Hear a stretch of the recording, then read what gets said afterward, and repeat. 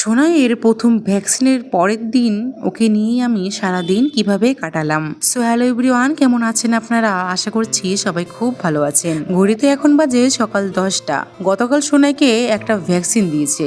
স্বাস্থ্য কেন্দ্র থেকে বলে দিয়েছে ভ্যাকসিন দেওয়ার কারণে ওর জ্বর আসবে এবং সেই জ্বর 3 দিন থাকতে পারে, সাথে খুব ব্যথাও হবে। জ্বর আসতেই বাচ্চাদের প্যারাসিটামল লিকুইড খাওয়াতে বলেছে, জেল লাগাতে বলেছে এবং ঠান্ডা জলের সেক দিতে বলেছে। তারপর বিকেল থেকেই ওর প্রচণ্ড জ্বর এসছে এবং আজকে ভ্যাকসিনের পরের দিন আজকেও রয়েছে। আমি 4 ঘন্টা পর পর ওকে এই লিকুইড প্যারাসিটামল ওষুধটা খাওয়াচ্ছিলাম। এই ওষুধটা খাইয়ে দারুণ রেজাল্ট পেয়েছি। যেহেতু ওর গায়ে জ্বর ছিল তাই আমি ওকে আর আজকে ভালোভাবে স্নান করাইনি, একটু গা হাত পা মুছে দিয়েছি, লোশন কাজল দিয়েছি। জানেন, যে পায়ে ওকে ভ্যাকসিন দিয়েছে ওই ইনজেকশনের জায়গাটা শক্ত হয়ে আছে। দেখতেই পাচ্ছেন পাটা কেমন ফুলে গেছে। আজকে আর পাতলা কাপড় বা কাঁথা নেওয়া যাবে না, মানে বারে বারে চেঞ্জ করা যাবে না, তাই খুব কষ্টে ডাইপারটা পরিয়েছি। তারপর ভিটামিন D3 খাইয়ে দিলাম। এরই মধ্যে চলে আসলো পার্সেল। এই অরিও বিস্কুটটা দিয়ে ভাই কেক বানাবে। আর এই যে আমি সোনাইকে আবার জ্বরে ওষুধটা খাইয়ে দিলাম আর ও তারপর ঘুমিয়ে পড়লো। দেখছেন ওর বাবা মোবাইল দেখছে আর ছেলেকে পাহারাও দিচ্ছে। আর এরই ফাঁকে আমি চলে গেলাম রান্নাঘরে। গিয়ে দেখি ভাই অলরেডি কেক বানানো স্টার্ট করে দিয়েছে, সাথে করে আবার ভিডিও বানাচ্ছে। ও ওর ইনস্টাগ্রাম আইডিতে এই কেক বানানোর রেসিপিটা আপলোড করবে।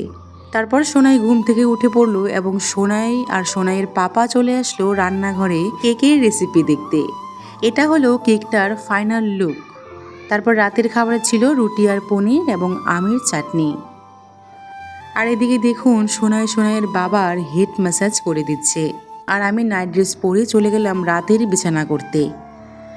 জানেন, গতকাল যেহেতু সোনাইয়ের ফার্স্ট ভ্যাকসিন ছিল তাই আমি প্রচণ্ড ভয় পেয়ে গিয়েছিলাম, কারণ ভ্যাকসিনের অভিজ্ঞতা যে আমার আগে নেই। আমি বুঝতে পারছিলাম না আমি ওকে কিভাবে সামলাবো। আমি যেহেতু এখন বাবার বাড়িতে আছি তাই আমি সোনাইয়ের বাবাকে এই বাড়িতে আসতে বলেছিলাম। তারপর বাইরে প্রচণ্ড বৃষ্টি পড়ছিল আর ও বৃষ্টির মধ্যেই এসছে। জানেন, ওর বাবা আসাতে আমি অনেকটা স্বস্তি পেয়েছি। ভ্যাকসিনের কারণে সোনাই একদম খাচ্ছিল না। লাস্টে ওকে বাধ্য হয়েছি বাটিতে একটু দুধ নিয়ে ড্রপার দিয়ে খাওয়াতে, তাও খাচ্ছিল না, খুব কান্না করছিল।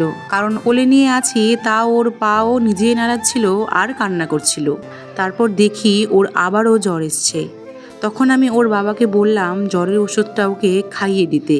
আমি যেহেতু বিছানাটা করছিলাম তাই ওর বাবা ওকে জ্বরের ওষুধটা খাওয়াতে নিয়েছিল।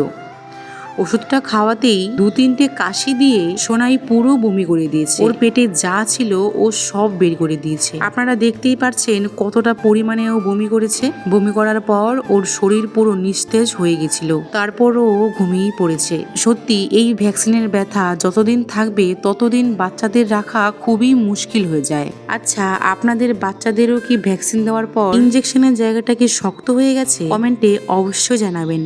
আজকের ভিডিওটি এই পর্যন্তই। দেখা হচ্ছে নেক্সট ভিডিওতে। টাটা।